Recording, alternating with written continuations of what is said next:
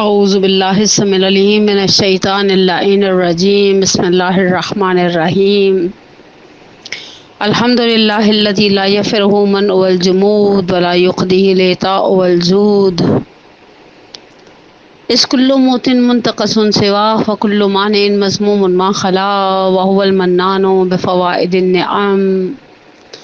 وأوائد المزید والقسم ما اختلف علیہ دهر فیختلف منه الحال فلا كان في مكان فيجوز عليه الانتقال ثم الصلاة والسلام على النبي الأمي الواقف بجميع السياسات والحكم والعارف بما في اللوح والقلم سيدنا الممجد وبشيرنا المسدد ونذيرنا المؤيد المصطفى الأمجد المحمود الأحمد أبي القاسم محمد اللهم صل على محمد وعلى محمد وأجل فرجهم والصلاة والسلام على أهل بيته الطيبين الطاهرين المعصومين سيما على الإمام المنتظر والحجة الثانية عشر والعدل المشتهر واللعنة الدائمة على أعدائهم أجمعين من الآن إلى قيام يوم الدين اما بعد وقد قال اللہ تبارک و تعالی فی احسن کتابہ وهو اصدق القائلین بسم اللہ الرحمن الرحیم یا ایتها النفس المطمئنہ ارجعی الی ربک راضیۃ مرضیہ فادخلی فی عبادی وادخلی جنتی۔ حسین بقائے دین کے حوالے سے جس سلسلہ گفتگو کا آغاز کیا تھا وہ ہمارے اعتبار سے آج اپنی آخری منزل میں داخل ہو رہا ہے۔ ابا عبداللہ الحسین، ان کی وہ عظیم قربانی، وہ عظیم قیام کہ جو تاریخ کے سینے پر ہمیشہ ہمیشہ کے لیے ثبت ہو گیا،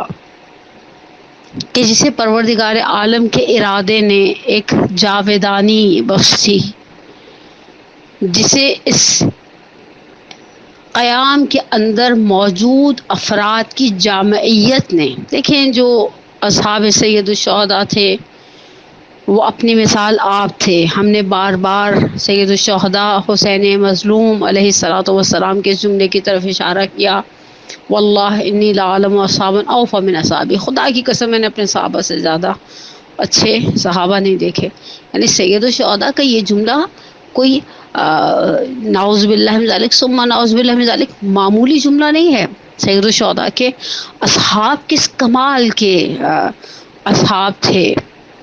اور آپ خود سوچئے وہ زیارت نامے جو معصومین علیہم السلام سے معثور ہیں شہدائے کربلا کے حوالے سے۔ ہمارے پاس زیارت ناحیہ مقدسہ ہے، ہمارے پاس ایک اور زیارت ہے جو ظاہراً امام علی النقی علیہ الصلوۃ والسلام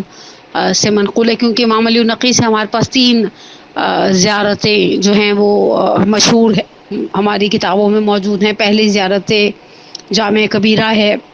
دوسری زیارت روز غدیر امیر المومنین علی علیہ السلام کی جو زیارت ہے وہ امام علی النقی علیہ الصلوۃ والسلام سے، اور تیسری وہ زیارت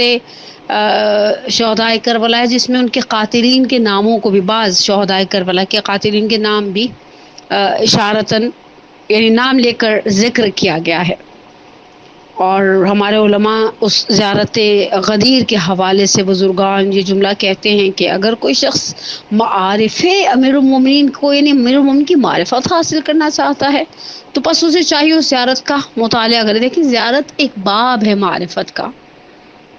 جب ہم کہتے ہیں ابھی پچھلے کچھ سالوں سے جب سے یہ حکومت کا تختہ الٹا ہے اور بہرحال پروردگار نے الحمدللہ مومنین کے لیے اسباب فراہم کیا اور مومنین ماشاءاللہ جوق در جوق کربلا معلیٰ کی زیارتوں کے لیے روانہ ہونے لگ گئے، تو بہت سارے لوگوں کے منہ سے آپ نے ایک جملہ سنا ہوگا، کبھی بس اوقات ہمیں کوئی شخص اشارتاً کہتا ہے کہ انشاءاللہ روانہ ہوں، عازم سفر کربلا ہوں، تو ہم کہتے ہیں کہ بس دعاؤں میں یاد رکھیے گا۔ بہت سارے لوگ جواب میں فوراً کہتے ہیں بس آپ دعا کریے گا کہ خدا مجھے معرفت والی زیارت نصیب کرے۔ معرفت کیا ہے جس کا ہم اتنا پرچار کرتے ہیں؟ اچھا، روایات میں بھی اس معرفت کی تاکید ہے، من عرفا بحق ہی یا بحقہا، مثلا ابھی جو روایت میرے ذہن میں آ رہی ہے وہ روایت گرچہ جناب فاطمہ معصومہ سلام اللہ علیہا اللہم صلی علی محمد وعلی محمد وعجل فرجہم کے حوالے سے ہے، لیکن اس کے اندر بھی یہ معصوم سے جملے ہیں، من اور یعنی جس نے زیارت کی عارفن بحقها، ان کے حق ان کے مقام کی معرفت رکھتے ہوئے، وجبت لہ الجنہ، اس کے اوپر جنت کی بات کرتے ہیں ائمہ اطہار۔ معرفت کہاں سے آتی ہے؟ جب ہم کہتے ہیں خدا ہمیں معرفت سید الشہداء، معرفت شہداء کربلا، معرفت ائمہ اطہار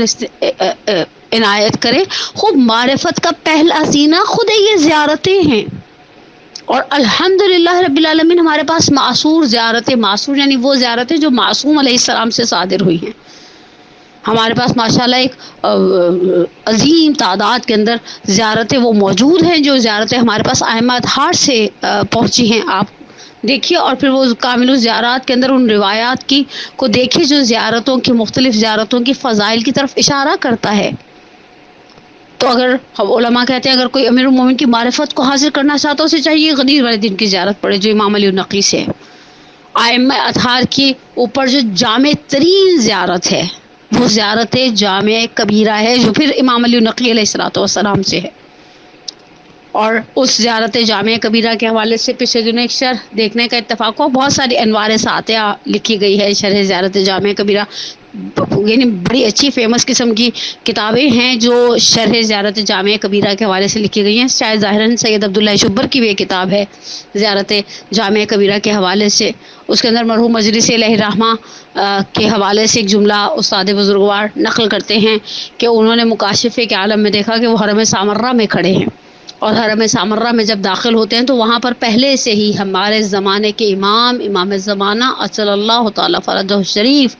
روحی و ارواح العالمین لتراب مختمہ الفدا۔ میں اس آخری جملے کی ٹرانسلیشن اپنی بچیوں کے لیے کر دوں، روحی میری روح، میری جان، و ارواح العالمین اور اس کائنات میں جو افراد ہیں ان کی جانیں، لتراب مختمہ الفدا، ان کے پیروں کی مٹی پر قربان ہو جائے، ہماری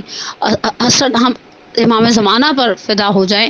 کہا مولا پہلے سے موجود تھے، کہا میرے ذہن کے اندر اس زیارت کی صنعت کے بارے میں ایک بہرحال علمی اعتبار سے جو انسان کے اندر دغدغے ہوتے ہیں، جو بڑے جن کے رتبے ہیں سوا ان کو سوا مشکل ہے۔ کہا میں نے مولا سے کہا کیا یہ زیارت امام علی النقی سے ہے؟ تو کہا کہ ہاں، نعمت زیارہ، بہترین زیارت ہے۔ کہا اس کے بعد مجھے کبھی زیارت جامع کبیرہ کے اندر کوئی شک و شبہ نہیں ہوا، لیکن ہمارے پاس جو زیارتیں ہیں اہل بیت کی، اور ان زیارتوں کے اندر ہم پڑھتے ہیں سید الشہداء کے مقام کو اور شہداء کربلا کی قربانی کو، تو ہمیں اندازہ ہوتا ہے کہ شہداء کربلا کیا تھے۔ کل میں نے تذکرہ ابو الفضل العباس کیا، جس زیارت کے الفاظ ہیں کہ آپ کے اوپر وہ گزر گئی جو مذاب البدریون، جو بدریون پر گزر گئی۔ زیارتیں ہمیں بتاتی ہے نا کہ سامنے والے کا مقام، سامنے والے کی منزلت کیا ہے۔ جب ہم بلکہ ہم زیارت سے پہلے الحمدللہ ہم جسے دخول پڑھتے ہیں، اس نے دخول میں کہتے ہیں انت تسمع کلامی و ترى مکانی، آپ میری آواز سن رہے ہیں، آپ میرے مقام کو دیکھ رہے ہیں۔ اور ہمارے پاس الحمدللہ 10 سے زیادہ زیارتیں تو سید الشہداء حسین ابن علی علیہ السلام کی ہیں، اور ہر زیارت ایک پیغام دیتی ہے، ہر زیارت کے اندر ایک پیغام ہے جسے زیارت پڑھنے والا محسوس کرتا ہے۔ مثلا انشاءاللہ آنے والے ایام میں ہمارے پاس عاشورہ ہے، جب ہم زیارت عاشورہ پڑھتے ہیں، زیارت عاشورہ میں تقریباً 16 یا 17 کے لگ بھگ تو ہم تقاضے ہیں جو سید الشہداء کو وسیلہ قرار دے کے خدا کی بارگاہ میں پیش کر رہے ہوتے ہیں۔ اور پھر سب سے مجھے کبھی کبھی زیارت عاشورہ کے بعض جملے بہت ہی زیادہ منفرد اور منحصر بفرد نظر آتے ہیں۔ اللہم ارزقنی شفاعت الحسین یوم الورود وثبت قدم صدق عندک مع الحسین واصحاب الحسین الذین بذلوا مہجہم دون الحسین علیہ السلام۔ کیا طلب کرتا ہے زیارت عاشورہ میں سید الشہداء کا زائر خدا سے؟ اے کاش ہم جو زیارتیں پڑھنے کا ہم نے الحمدللہ ایک اچھا ہمارے ہاں مزاج ہو گیا ہے، پروردگار کا بڑا احسان ہے، اور اس میں ہم اپنے علماء کے شکر گزار ہیں جنہوں نے بیٹھ کر ممبروں سے اتنی تبلیغ کی کہ الحمدللہ ہم عاشورہ پڑھتے ہیں۔ اور اتنی تاکید کی عاشورہ عاشورہ عاشورہ، نافلہ نافلہ نافلہ، البتہ تیسری تاکید کو ہم نے تھوڑا سا اگنور کیا، جامعہ جامعہ جامعہ، جس طرح سے ہمارے درمیان زیارت عاشورہ رائج ہے، یہ بات مجھے افسوس سے کہنی پڑتی ہے کہ اس طرح سے ہمارے درمیان زیارت جامعہ کبیرہ رائج نہیں ہے، حالانکہ نعم الزیارہ، بہترین زیارت ہے اہل بیت کی، اور یہ زیارتیں ہمیں بتاتی ہیں کہ واقعاً الذین بذلوا وجہہم دون الحسین علیہ السلام، کیا مقام اور کیا عظمت ہے شہدائے کربلا کا، جنہوں نے اپنی جانوں کو قربان کر دیا۔ جس طرح سے زیارت اربعین ایک اور پیغام دیتی ہے، زیارت اربعین میں ہم یہ کہہ کر سید الشہداء پر سلام بھیجتے ہیں، ہمارا سلام اس ذات پر جس نے اپنی جان کو قربان کر دیا، امت کو حیرت، ضلالت اور جہالت، ضلالت سے مراد یہاں گمراہی ہے، جو ڈسٹریکٹ ہو گئی تھی نا امت، اس کو ٹریک پر واپس لانے کے لیے قربانی دی گئی ہے۔ جس طرح سے مرحوم نقن اللہ مقامہ کو جملہ بڑا معرکۃ الآراء ہے، اگر کربلا نہ ہوتی جمعہ بدھ کو ہوتا، اور یقینی سی بات ہے یہ سید الشہداء اور سید الشہداء کے ساتھ شہداء کربلا کی عظیم قربانیاں تھیں کہ جنہوں نے اس قیام کو ایک عروج بخشا، اور پھر ان قربانیوں کے اندر ہم بعض دیکھیں، جب ہم زیارت عاشورہ پڑھتے ہیں اور ہم جانتے ہیں کہ زیارت عاشورہ حدیث قدسی ہے، زیارت عاشورہ پڑھنے کی تاکید کس قدر ہے ہمارے پاس، ہم کہتے ہیں السلام علی الحسین وعلی علی ابن الحسین، یہاں علی ابن الحسین ہم سب جانتے ہیں سید الشہداء کے جتنے بھی بیٹے تاریخ میں ہیں نام ان کے علی تھے، اور یہ ہم بچپن سے سنتے چلے آ رہے ہیں، ہماری کتابوں میں موجود ہیں کہ جب عبید اللہ ابن زیاد ملعون نے امام سجاد علیہ السلام سے پوچھا کہ بارے میں سوال کیا کہ من ہوا، یہ کون ہے، تو کہا علی ابن الحسین، کہا مگر علی ابن الحسین میدان کربلا میں مارا نہیں گیا، کہا یعنی تمہارے ایک اور بھائی کا نام بھی علی ابن الحسین تھا؟ امام سجاد نے کہا ہاں۔ اس نے کہا اور وہ جو چھوٹا بچہ تھا، کہا اس کا نام بھی علی ابن الحسین تھا۔ اب یہاں پر عبید اللہ ابن زیاد ملعون کو تعجب ہے کہ ایک شخص اپنے بیٹوں کے نام کس طرح سے مثلا ایک ہی نام کو بار بار دہرا سکتا اپنے گھر میں، تو امام سجاد علیہ السلام نے جو جواب دیا اس کا مفہوم کچھ اس طرح سے کہ میرے پدر بزرگوار کو اپنے بابا یعنی علی مرتضیٰ سے اتنی محبت ہے کہ اگر خدا 1000 بیٹے میرے بابا کو عنایت کرتا، خود میرے بابا 1000 بیٹوں کے نام اپنے بابا کے نام پر رکھتے۔ اور اہل بیت کی ایک بہت عظیم میراث رہی ہے ہمیشہ سے عشق امیر المومنین۔ میں نے ابھی اشارہ کیا نا کہ اگر آپ کو معارف امیر المومنین کی معرفت حاصل کرنی ہے تو آپ امام علی نقی سے وہ نقل جو ہے غدیر کریم کی زیارت پڑھیں، کیا معارف کے دریا اور خزانے موجود ہیں۔ لیکن بعض اساتذہ، بعض علماء، بعض بزرگان کے بقول اگر آپ کو علی ابن ابی طالب سے اظہار محبت کرنا ہے تو پھر زیارت مین اللہ پڑھیں۔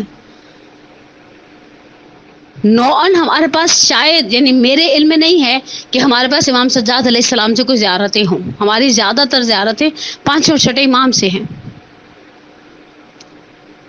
لیکن معروف ترین زیارت جو ناحیہ مقدسہ امام سجاد علیہ السلام سے ہمارے پاس موجود ہے وہ زیارت مین اللہ ہے۔ اور آگے مہدی پیشوائی پچھلے دنوں انتقال ہوا، بزرگان حوضہ میں سے تھے، بہرحال ان کے کریڈٹ پر بڑی علمی خدمات تھیں،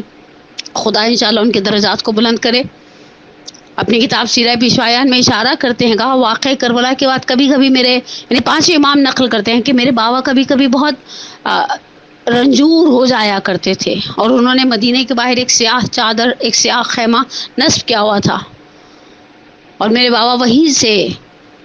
اپنے گھوڑے پر سوار ہوتے تھے اور نجف اشرف اپنے دادا امیر المومنین علی ابن ابی طالب علیہ السلام کی زیارت کے لیے جایا کرتے تھے۔ اور انشاءاللہ آنے والے ایام میں ہمارا قصد ہے کہ جو امام سجاد علیہ السلام کی شہادت کے ایام میں جو مجالس پڑھی جائیں گے اس میں میری خواہش ہے کہ میں 2 مجلسیں تو ایٹ لیسٹ اس موضوع پر پڑھوں کہ وہ خطبہ جو سید سجاد علیہ السلام نے دربار یزید ابن معاویہ میں دیا ہے، اس کے اندر تو اصل اہل بیت کے اندر اہل بیت سے محبت کا اظہار اور پھر اپنے دادا کی کمالات کو بیان کرے امام سجاد۔ اہل بیت کی ایک بہت بڑی میراث تھی، بہت بڑا افتخار کی وجہ تھی کہ وہ علی ابن ابی طالب کے فرزند ہیں، اور یہ چیز آپ کو حتیٰ مختلف رجزوں کے اندر محسوس ہوتی ہے۔ حتیٰ خود عصر عاشور عمر سعد ملعون کو بھی اس چیز کا احساس تھا کہ سامنے جو شخص لڑ رہا ہے، تنہ تنہا مقتل میں کھڑا ہے، وہ علی کا بیٹا ہے، اور سید الشہداء نے کہا ہے کہ میں پاکیزہ علی کا بیٹا ہوں۔ جناب علی اکبر کی رج خوانی کی طرف، رج نارملی عربوں کا مزاج ہے، جب وہ جنگ لڑنے کے لیے جایا کرتے تھے تو اپنے وہ جو ایک سوشل سٹیٹس ہوتا ہے اسے مینشن کیا کرتے تھے۔ ابھی میرے الفاظ ہیں، البتہ میں اس کو تھوڑا ایکسپلین کرنا چاہ رہی ہوں۔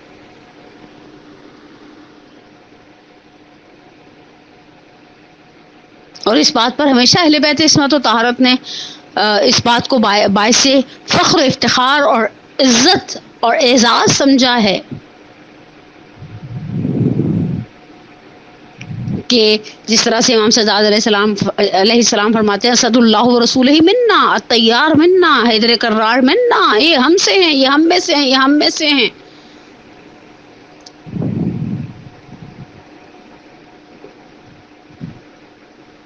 اور یہ واقعاً یہ جو شہامت کربلا کے میدان میں علوی شہامت اور شجاعت دکھائی ہے، کس طرح سے امیر المومنین کی یاد کو زندہ رکھا ہے۔ لیکن سید الشہداء کے انصار، سید الشہداء کی اولاد میں وہ، جب ہم کہتے ہیں السلام علی الحسین وعلی علی ابن الحسین، تاریخ کہتی ہے یہاں علی ابن الحسین جناب علی اکبر ہیں علیہ الصلوۃ والسلام، وعلی اولاد الحسین وعلی اصحاب الحسین۔ اور سید الشہداء کو اپنا یہ ماہرو پیارا بھی بہت تھا۔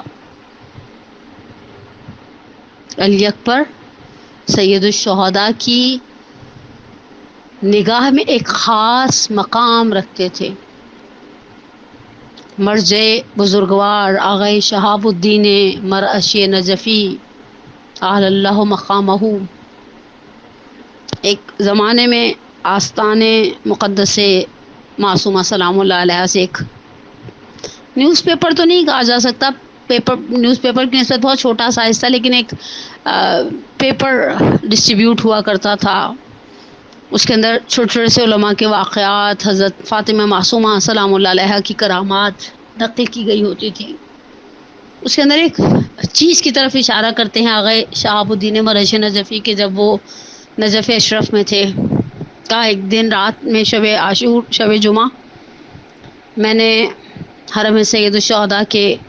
کلید بردار، یعنی جو چابی جس کے پاس ہوا کرتی تھی، اسے کوئی ہدیہ دیا اور کہا کہ آج جاتے ہوئے حرم کا دروازہ بند کر دینا، میں چاہتا ہوں شب جمعہ حرم ابا عبداللہ میں گزاروں، خدائے عز و جل کی بارگاہ میں ابا عبداللہ سے توسل اختیار کروں۔ مفصل واقعہ ہے، میں صرف اشارہ کر رہی ہوں۔ کہا اس کے بعد وہ چلا گیا، حرم کا دروازہ بند ہو گیا۔ کہا میں قبر شش گوشہ، یہ تو پارٹیشن تو اب ہوا ہے، صدام کے زمانے تک بھی پارٹیشن نہیں تھا اس طرح سے قبر مطہر کا۔ کہا میں قبر شش گوشہ کے گرد طواف کرنے لگا، اور طواف کرتے کرتے میں نے اپنے آپ سے مخاطب ہو کر کہا شہاب الدین، تم نے خدا کو تو آج کی رات خدا کی بارگاہ میں توسل کے لیے حسین کو منتخب کیا ہے، کیا تم نے سوچا حسین کو کس کا واسطہ دو گے؟ کہا میں ایسے ہی ذریعے ششگوشہ کے ساتھ سر کو لگائے کھڑا تھا، میری نگاہ ذریع کے اندر پڑی اور میں نے سوچا سید الشہداء کو یہ فرزند بہت پیارا تھا، جسے ہم علی اکبر کہتے ہیں، بہت پیارا تھا۔ میرا دل تھا میں کچھ جملے اس شہزادے کی مادر بزرگوار ام لیلا، جو بنو ثقیف کی ایک صاحب کمالات، معظمہ تھی، مقدرہ تھی، کچھ جملے اس شہزادی کے حوالے سے کہوں۔ کیونکہ بنو ثقیف عربوں کے اندر اپنی مہمان نوازی کی وجہ سے مشہور تھے، اور جب بیاہ کر سید الشہداء کے حرم کا حصہ بنی ہیں تو تاریخ نقل کرتی ہے جناب ام لیلہ نے سید الشہداء سے اجازت طلب کی، کہا جب تک میں اپنے باپ کے گھر میں تھی ہمارے گھروں کے باہر آگ جلتی تھی، ہم صاحبان نار القرا کہلاتے تھے، جو شخص بنو ثقیف پر داخل ہوتا تھا جانتا تھا اس گھر کے اس قبیلے کے افراد ہمیشہ مہمان کی پذیرائی کے لیے تیار ہیں،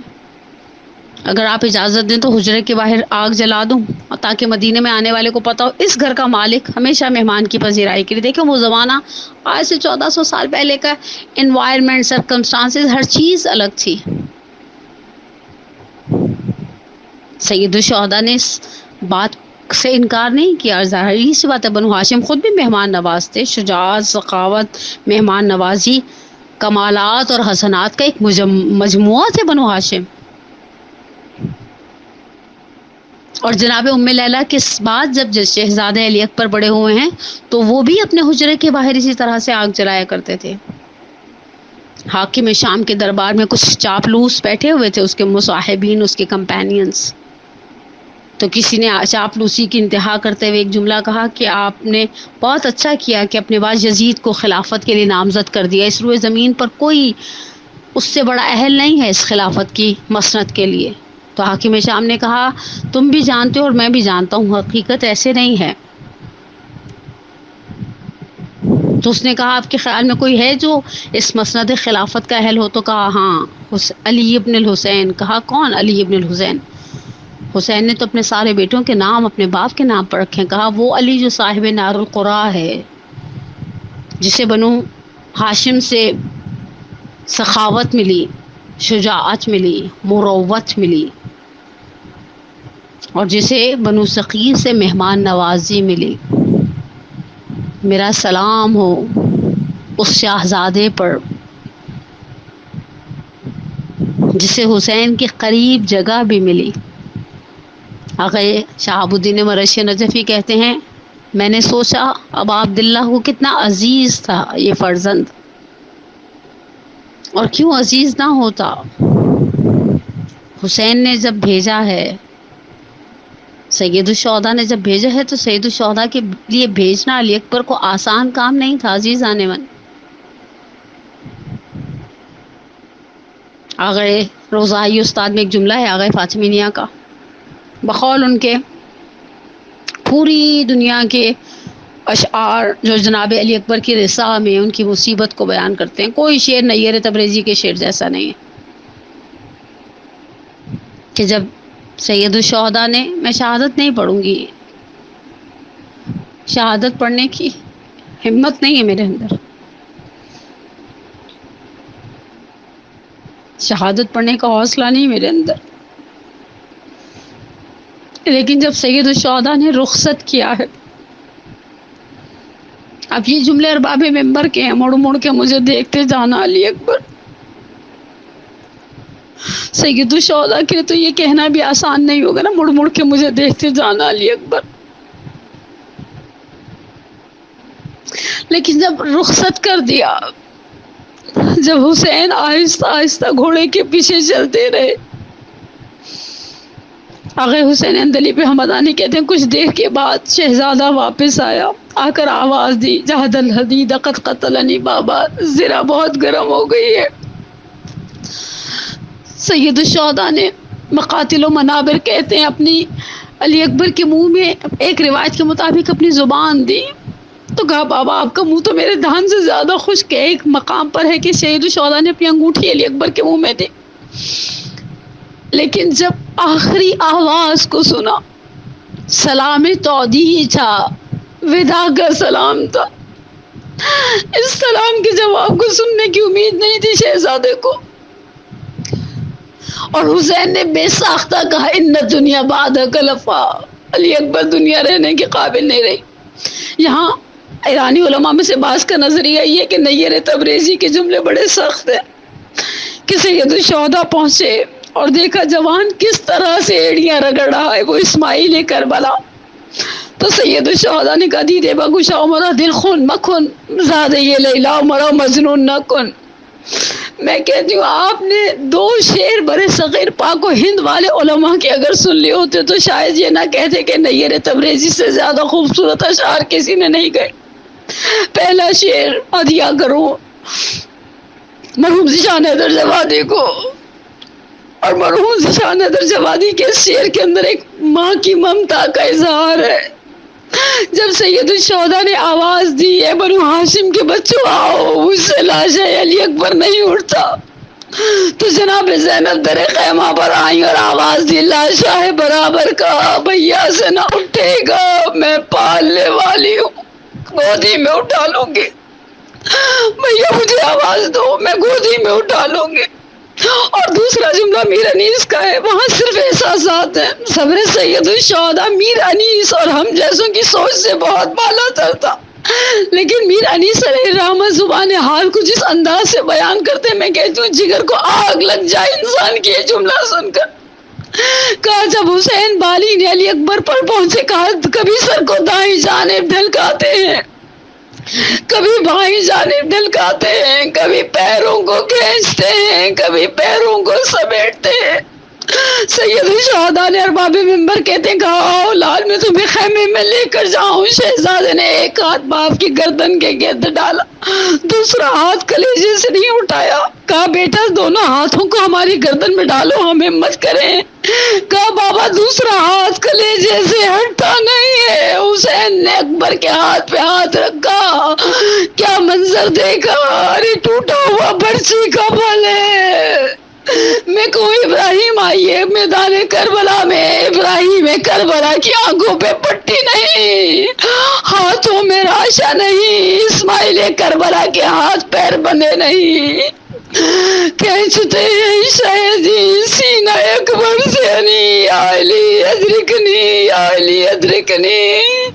ارے جب ایک ہاتھ برسی پر رکھ کر کھینچنا چاہا مجھے نہیں معلوم اس کے بعد کس طرح سے حسین نے سہا. میرا آخری جملہ رجل کو بل اللہ بقال میر انیس علیہ الرحمہ کے فرماتے ہیں بے چین ہو تم، دل میرا گھبراتا ہے بیٹا، بے چین ہو تم. وَسَيَعْلَمُ الَّذِينَ ظَلَمُوا أَيَّ مُنقَلِبٍ يَنقَلِبُونَ. نسألك اللهم أن باسمك العظيم الأعظم العزيز الأجل الأكرم اللهم إني أسألك بحق فاطمة وأبيها وبعلها وبنيها وسر المستودعين فيها أن تصلي على محمد وآل محمد. پروردگارا تجھے سید الشہداء کا واسطہ اور سید الشہداء آپ کو آپ کے محروم کا واسطہ. آپ نے کہہ دیا ان دنیا بعد کرفا، میرا سلام ہو اس ماں پر جس نے در خیمہ سے نہ جانے کس طرح رخصت کیا ہوگا، جس نے راہ کوفہ و شام میں دیکھا ہوگا اس سر کو نوکے سنا پر. منابر تو کہتے ہیں کسی نے ایک عیسائی ضعیفہ نے دیکھا، کہا یو البدر التمام، اے کاش تیرے مرنے سے پہلے تیری ماں مر گئی ہوتی، اس نے تیری جوانی کا یہ داغ نہ دیکھا ہوتا. پروردگارہ سید الشہداء کے اس محروح کے صدقے میں ہماری سب سے بڑی حاجت ہمارے ولی کے ظہور میں تعجیل فرما، ہمارے گناہ نے کبیرہ و صغیرہ کو معاف فرما، ہماری ان ناقص خدمتوں کو، خدمت تو ذکر تو بہت بڑا ہے لیکن ہمارے کرنے میں بہت ساری کوتاہیاں پروردگارہ، کچھ کوتاہیاں عمدن ہیں کچھ سہون ہیں پروردگارہ، جو بھی کوتاہیاں ہم کر جاتے ہیں پروردگارہ بحق محمد و آل محمد ہماری کوتاہیوں کو اپنی بارگاہ میں درگزر فرما. پروردگارہ قلب نازنین سیدہ کونین کو ہم سب سے راضی اور خوشنود قرار دے. پروردگارہ ہمارے بیماروں کو شفا عاجلہ و کاملہ عطا فرما، ہمارے پریشان حالوں کی پریشانی کو دور فرما. پروردگارہ تجھے کربلا کی ان مضطرب ماؤں کی ممتا کا واسطہ، جس طرح سے میں نے ارباب منبر سے سنا ہے جب عیسائی ضعیفہ نے کہا تھا نا یو البدر التمام، ہے کاش تیرے مرنے سے پہلے تیری ماں مر گئی ہوتی. جناب ام لیلہ نے پوچھا تھا اس کی ماں نے تیرا کیا بگاڑا ہے؟ کہا مجھ سے نہیں دیکھا جا رہا یہ سر، ماں نے دیکھا ہوگا مر گئی ہوگی. تو ام لیلہ نے کہا ماتم تو یہی ہے، جوان مر گیا ہے، میں اس کا سر دیکھنے کے لیے نوکے سنا پر زندہ رہ گئی. پروردگارہ وہ مائیں جو اپنی اولاد کی کسی بھی پریشانی میں مبتلا ہیں، الخصوص ایک مومنہ جو مد نظر ہیں، بہت ہی مولائی عزادار مومنہ ہے، پروردگارہ اس مومنہ کی پریشانی کو، ممتا کی بے قراری کو قرار میں بدل دے۔ پروردگارہ ہمارے مرحومین کے الخصوص مرحومین مد نظر الخصوص میں اپنے مرحوم والدین کے لیے دعا گو، پروردگارہ ان کے کبیرہ صغیرہ گناہوں کو معاف فرما۔ رب ارحمہما کما ربیانی صغیرہ، ربنا اغفر لی ولوالدی وللمؤمنین یوم یقوم الحساب۔ پروردگارہ ہمیں ہمارے والدین کے لیے، ہماری اولاد کو ہمارے لیے باقیات الصالحات میں سے قرار دے۔ اس محرم الحرام کو ہماری زندگی کا آخری محرم الحرام قرار نہ دینا۔ پروردگارہ بحق محمد و آل محمد دنیا میں اہل بیت کی زیارت اور آخرت میں اہل بیت کی شفاعت سے بہرہ مند فرما۔ آخری گفتگو ہے میری، میں ایک خصوصی دعا کرتی ہوں اپنی مدرسۃ القائم کی تمام ٹیم کے لیے، ان کے ہر ممبر کے لیے، ہر وہ شخص جو جس کا کام نظر آتا ہے، اور بہت سارے سینکڑوں لوگ ایسے ہیں جن کا کام نظر نہیں آتا۔ پروردگارہ جو کوئی جس طرح سے بھی، میں نے مدرسے کا نام لے لیا، جو مدارس سے اس مدرسے کے علاوہ بھی جہاں کہیں بھی ذکر ابا عبداللہ کی خدمت گزاری میں مشغول ہیں، پروردگارہ ہمارے ذاکرین، ہمارے خطباء، ہمارے نوخوان، ہمارے سوز خان، ہماری مجلسوں کو مینیج کرنے والے، ہماری عزاداریوں کے لیے خدمتیں کرنے والے دین کی خدمت گزاروں کی جان مال ناموس کی حفاظت فرما، انہیں دنیا اور آخرت کی نعمتوں سے مالا مال فرما، ان کی پریشانیوں کو برطرف فرما، ان کے بیماروں کو شفائے عاجل اور کاملہ عطا فرما، ان کے ان اعمال کو ان کے لیے باقیات الصالحات میں سے قرار دے۔ ربنا تقبل منا انک انت السمیع العلیم، آمین یا رب العالمین۔